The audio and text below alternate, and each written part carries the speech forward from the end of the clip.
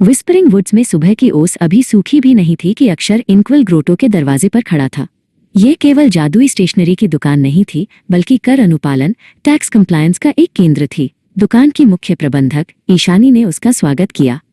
शुभ प्रभात अक्षर, आज तुम्हारी इंटर्नशिप का सबसे महत्वपूर्ण सबक है एक टैक्स इनवॉइस की वैधानिकता। याद रखना, एक पेशेवर ऑडिट में सटीकता ही तुम्हारी सबसे बड़ी शक्ति है। तभी उनकी पहली ग्राहक चंचल नाम की एक गिलहरी काउंटर पर आई। उसे अपनी पेंटिंग के लिए एवरग्लो स्याही का एक विशेष जार चाहिए था। ईशानी ने अक्षर को एक मैग्नीफाइंग ग्लास दिया। अक्षर, कानून के अनुसार एक वैध जीएसटी इनवॉइस के 10 स्तंभ होते हैं। यदि एक भी गायब है तो इनवॉइस अमान्य है। चलो चंचल के इस लेनदेन से इनवॉइसिंग की बारीकियों को समझते हैं। पहला क्षेत्र, सप्लायर विवरण, ईशानी ने गंभीर स्वर में कहा। अक्षर ने चर्मपत्र के शीर्ष पर ध्यान केंद्रित किया। वहां इंक्वेल ग्रोटो का कानूनी नाम, पंजीकृत पता और सबसे महत्वपूर्ण GSTIN 29 मैजिक 1234Z5 स्पष्ट रूप से दर्ज था। अक्षर ने नोट किया कि GSTIN का प्रारूप सही था। पहले 2 अंक राज्य कोड को दर्शाते थे और उसके बाद पैन आधारित संख्या थी। अब दूसरे और तीसरे क्षेत्र की बारी है, इनवॉइस नंबर और तिथि, ईशानी ने आगे बताया। अक्षर ने देखा कि इनवॉइस पर IG 2024-25001 अंकित था। उसने अपनी चेकलिस्ट पर टिक लगाया।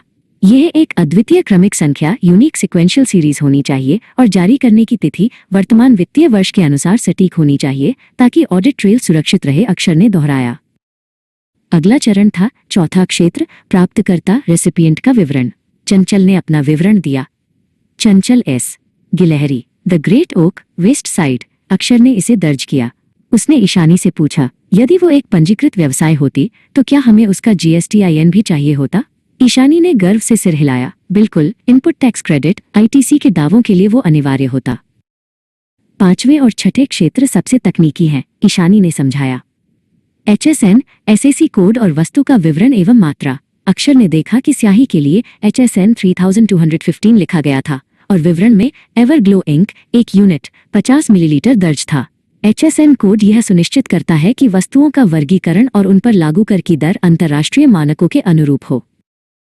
ईशानी ने चंचल से उसके गंतव्य के बारे में पूछा। सातवां क्षेत्र, आपूर्ति का स्थान, प्लेस ऑफ सप्लाई, ईशानी ने अक्षर को बताया। चूंकि चंचल इसी राज्य विस्परिंग वुड्स में रहती थी, इसलिए यह एक इंट्रास्टेट आपूर्ति थी। अक्षर ने समझा कि यदि वो क्रिस्टल माउंटेन दूसरे राज्य से होती तो आपूर्ति का स्थान बदल जाता और कर के नियम भी भिन्न होते। अब 8वें और 9वें क्षेत्र पर आते हैं, मूल्य विवरण और टैक्स ब्रेकअप, ईशानी ने कहा। अक्षर ने गणना की। स्याही का कर योग्य मूल्य, टैक्सेबल वैल्यू 100 सिक्के था। चूंकि ये स्थानीय बिक्री थी, उसने 9% CGST और 9% SGST का अलग अलग ब्रेकअप बनाया। कर योग्य मूल्य और कुल इनवॉइस मूल्य के बीच स्पष्ट अंतर होना चाहिए, अक्षर ने अपनी गणना पूरी करते हुए कहा। अंतिम और 10वां क्षेत्र, हस्ताक्षर, ईशानी ने निष्कर्ष निकाला। उसने अपना डिजिटल हस्ताक्षर पैड निकाला और इनवॉइस को प्रमाणित किया। एक हस्ताक्षर इस बात की पुष्टि करता है कि दी गई सभी जानकारी सत्य और सटीक है। इसके बिना यह दस्तावेज कानून की नज़र में केवल कागज का एक टुकड़ा है। जैसे ही उसने हस्ताक्षर किए, इनवॉइस पर एक आधिकारिक मुहर चमक उठी। चंचल अपना सामान और पूर्णतः अनुपालन वाला इनवॉइस लेकर चली गई। ईशानी ने अक्षर को प्रोत्साहित किया। अक्षर, आज तुमने न केवल एक इनवॉइस बनाया, बल्कि तुमने वित्तीय पारदर्शिता की रक्षा की। एक पेशेवर के लिए ये 10 क्षेत्र केवल नियम नहीं, बल्कि व्यापार की अखंडता की नींव है। अक्षर ने अपनी चेकलिस्ट बंद की। वो अब अगले ऑडिट के लिए पूरी तरह तैयार था।